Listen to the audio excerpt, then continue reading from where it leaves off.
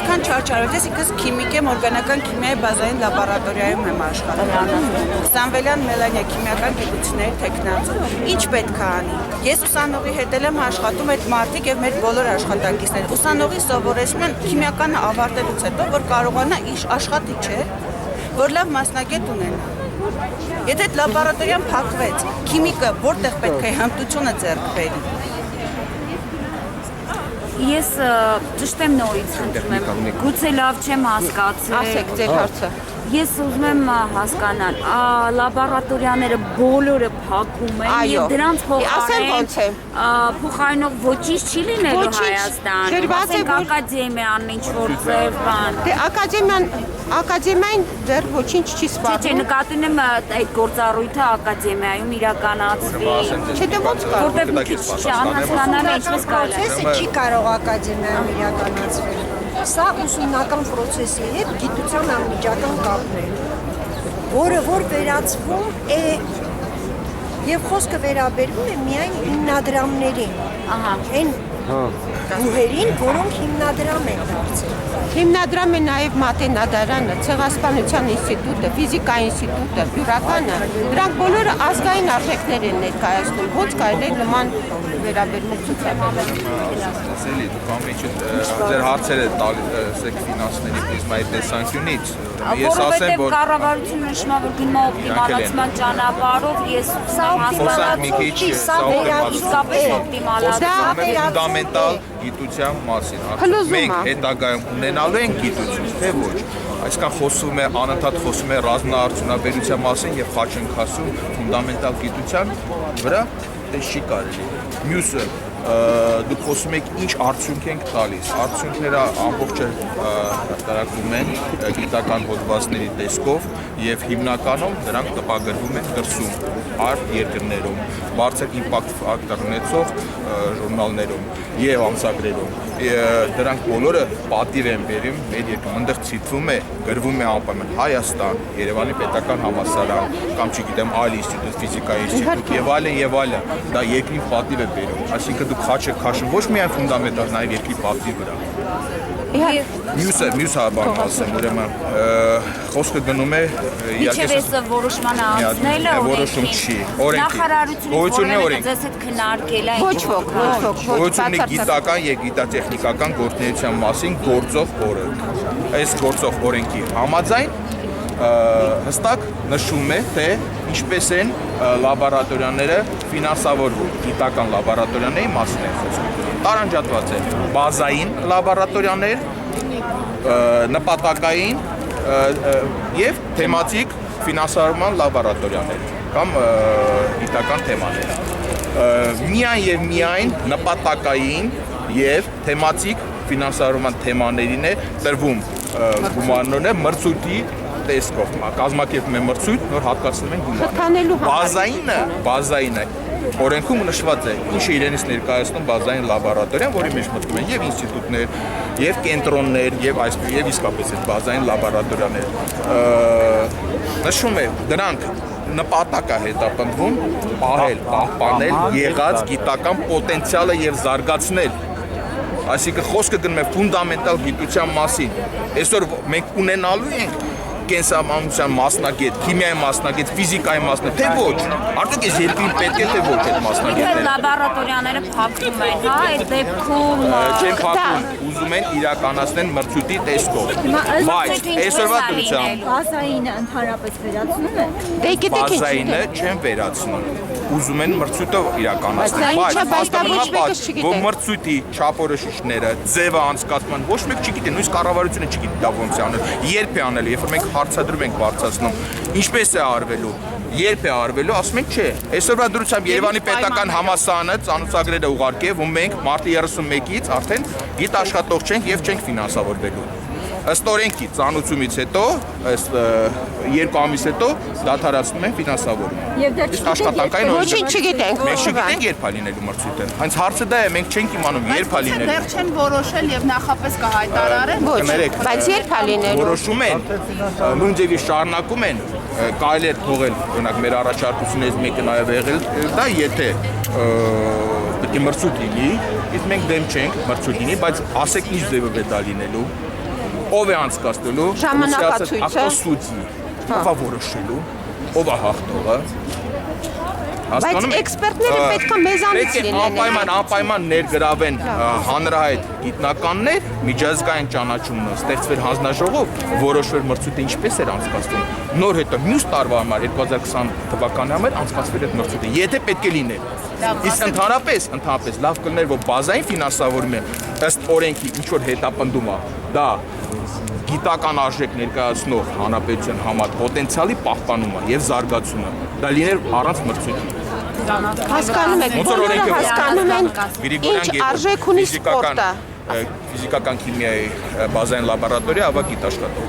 Բոլորս հպարտանում ենք, որ մենք ինչ որ սպորտում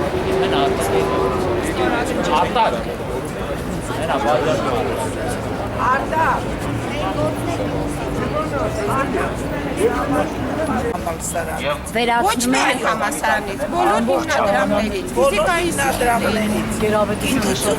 Հա, խնդրում եմ պարոն Ավետիսյան, պատմեք, հա։ Նախ ասեմ, որ վաղվա համար սպասում էին, որ կառավարության նիստը ինչպես ինքշաբթի օրերն է տեղի ունենում եւ դրա համար գիտական ասամ, որոնք մենակ պետ համալսարանից մի քանի 100 հոգի արդեն կազմակերպված սպասում էին, որ վաղը հանկարծ իմացան, որ օրը փոխվել է եւ դրա համար մի քիչ ավելի էսպես ախորն ու իսկ ինչը բերեց դրան տարվա վերջին, անցյալ տարվա աշխատանքային վերջի օրը կառավարությունը որոշում է կայացնում թյուր որոշում կա գիտության օրենք գիտության օրենքի համաձայն ֆինանսավորման 3 ձևեր կան, առաջի հիմնականը դա բազային ֆինանսավորումն է, որը վերաբերում է հենց հիմնարար, ֆունդամենտալ գիտությունների եւ դա այդ կառույցները 20-30 տարուց ավելի դեռևս խորհրդային ժամանակներից կազմակերպված, հաստատված կառույցներ էին, գիտական կառույցներ էին, որոնք օրենքով հաստատված բյուջեում ֆինանսավորումը հստակ էր անցյալ այս տարվա բյուջեի կատարողականում եւ հանկարծ աշխատողներս մենք իմանում ենք, որ ամսի միջև մարտ այլևս մարդի գործազուրկ են, լուծարվում է բազային ֆինանսավորման բոլոր կառույցները, ես կոնկրետ պետական համալսարանում ասեմ, բայց դա վերաբերում է հիմնադրամ անունը կրող բոլոր հաստատություններին։ Այսինքն այդ 450 աշխատակցի միայն պետական համալսարան։ Համալսարանից որ կրճատում են բոլորը գիտական կառույցների որի 200-ից ավելը միայն գիտական հաստիկների վրա էին եւ նրանք ուղղակի դառնում են գործազուրկ, մնացած մի 250-ը գործում են գիտական աշխատանքը։ Նրանք կմնան որպես ուսումնական աշխատողներ։ Կարող եք ասել դրանք ինչ գիտական կա, ինչ գործառույթ են անում, ինչով են զբաղվում, գիտության ոչ 30-ից ավել գիտական կենտրոններ եւ լաբորատորիաներ, կարծեմ 3 ինստիտուտներ համալսարանի կառուցվածքում, գիտահետազոտական ինստիտուտներ, այդ դրանք բոլորը, որոնք ունեին 20-30 տարուց ավել, մենակ, ասենք, չհաշված խորհրդային ժամանակները, կոնկրետ մեր կառույցը, այն կառույցը, որը ես եմ ներկայացնում, դա գալիս է խորհրդային ժամանակներից, դա ուժեղ էլեկտրամագնիսական դաշտերի, լազերների ֆիզիկայի եւ կիրառություններով ընդհանուր մինչև լազերները բժշկության, նանոբժշկության մեջ կիրառելը, նանոմասնիկների սինտեզ, լազերային նանոտեխնոլոգիաներ, այլ պրոդուկտել եք տալիս, ոչ միայն պրոդուկտ էինք տալիս, ասեք, մեր կենտրոնում տեսական բաժին, տեսական 6 աշխատողներից, տեսաբաններից, երկուսը արդյունավետ գիտաշխատողի ինչա կոչվում դա դրամաշնոր են ստանում, որը պատկերացնեք, իրենք գիտեն, որ ինչքանը ամբողջ հանրապետությունով քանի գիտաշխատող են ստանում արդյունավետ գիտաշխատողի միայն 6 հոգուց մեր բաժնի տեսաբան 6 հոգուց 2-ը արդյունավետ գիտաշխատողի Իսկ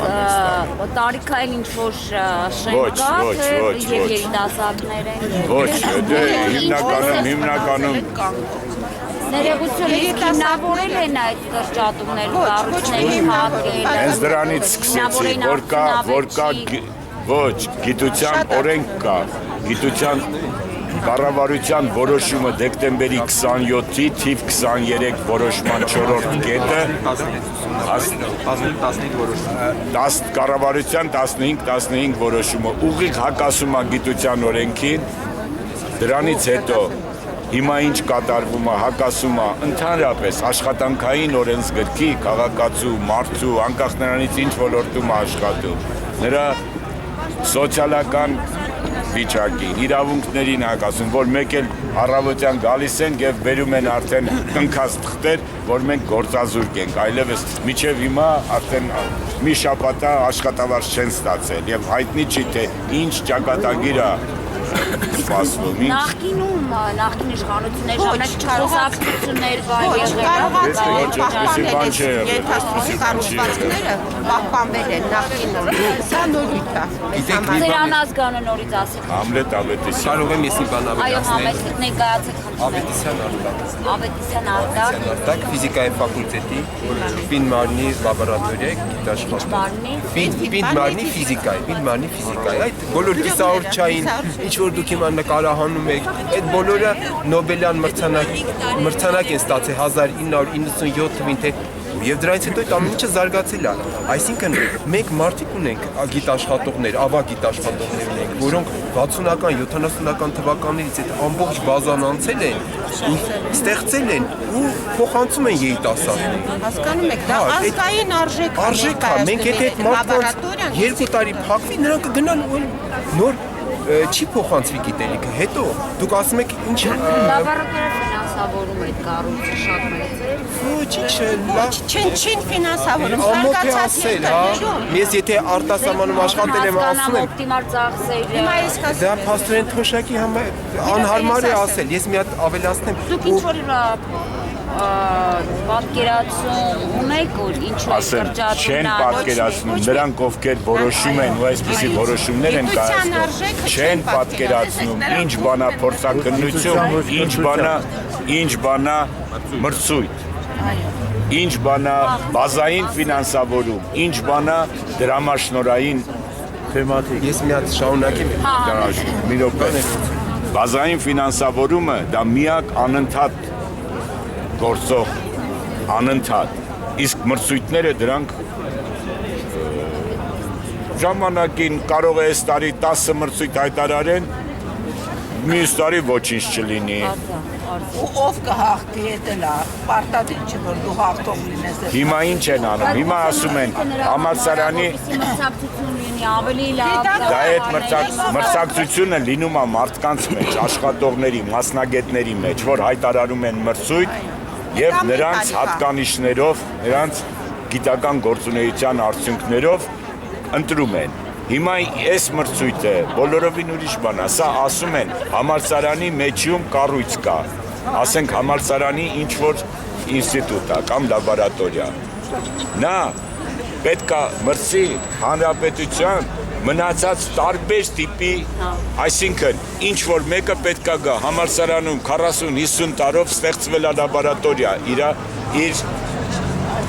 իր բազայով, սարքավորումներով, հիմա պետք է կգան ինչ-որ մի խումբ, որ մրցույթ հայտարարվի, ասենք պոլիտեխնիկից ինչ-որ մի հակված, վաղուց բան եղած լաբորատորիա իր կազմով գան և գան եւ շահեն այդ մրցույթը, այսինքն դա աճուրդի են հանել մեզ, ոչ թե մրցույթը։ Ճիշտ է։ Գտեք մի բան էլ ես ավելացնեմ։ Ես Սական հաստատությունների բազային ֆինանսավորման կենտրոններն ու լաբորատորիաները անորոշ ժամանակով զրկվում են ֆինանսավորումից։ Նշված գիտական կառույցներում բազային ֆինանսավորման առկա են հաստիկներ, որոնք աշխատում են նաև անվանի միջազգային ճանաչում ունեցող վաստակաշատ գիտնականներ, որոնք ըստ գործող կարգի տվյալ հաստիկները զբաղեցրել են մրցույթային կարգով 3-ից 5 տարի։ Մինչդեռ այդ որոշումը իրականացումը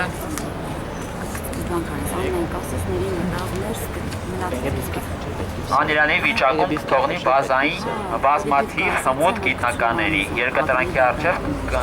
կանգնեցնի մի շարք շնորհալի երիտասարդների։ Հասկանալի է, որ կառավարությունը պետք է գործում մեխանիզմներ ունենա հատկացված միջոցների օգտագործման արդյունավետության ստուգման համար։ Բազային ֆինանսավորման արդյունավետության ստուգման համար գոյություն ունի փորձաքննություն, որն այլ բան է, քան մրցույթը, եւ ամեն տարի այն իրականացվում է ներկայացվող հաշվետվությունների եւ հայտերի հիման վրա։ Վերջինս իրականացվել է նաև 2018 թվականին, որի արդյունքում էլ ընդունվել է գիտության մասով 19 թվականի պետական բյուջեն։